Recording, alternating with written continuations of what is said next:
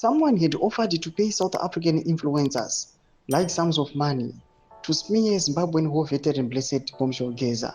Sanapenda mashoko ari kubuda panguva ino achiteverera mashoko atakaona achikonfirmiwa neDezeta Rape Police ichiti aiwa yava kuuya panguva ino ichisika assistance aiwa from the International Criminal Police kana kuti Interpol aiwa kuti ikwanise kuloketa nekubata mukomana ashungurudza ZANU-PF anonzi Bombshell Geza. Sanapenda mashoko atanga achibuditswa panapa pa the Harare Times kuti subscribe like on the bell icon.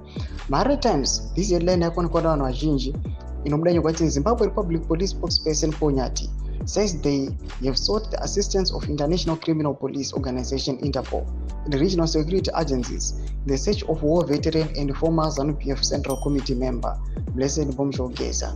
Panapa chiendera mberi nehendo yahopo chikuona anobuda nyora chiti many South African influencers have refused and those who had agreed have returned the money after realizing who Geza is and that he is not what they were being paid to say he is.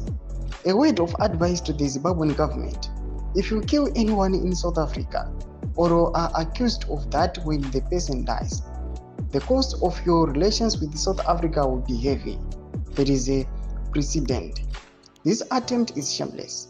It is an old ZANU-PF tactic that they have tried to use even on myself. People are not stupid. Well done to South African influencers for refusing to be used by this corrupt regime. Mashoko ari kudaitwa kana hopo chimweno awa atikona kuti after tawe receiver nhau dzekunzi they've confronted the Interpol tokwanisa kuita Geza.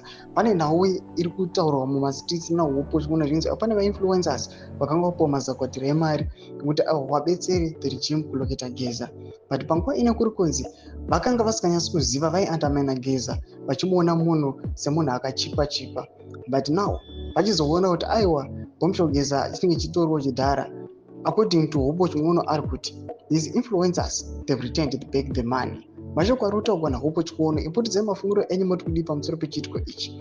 Pinai comment section medu kudza mafungiro enyu. Musaona subscribe or like pamwe chete nokuturn on the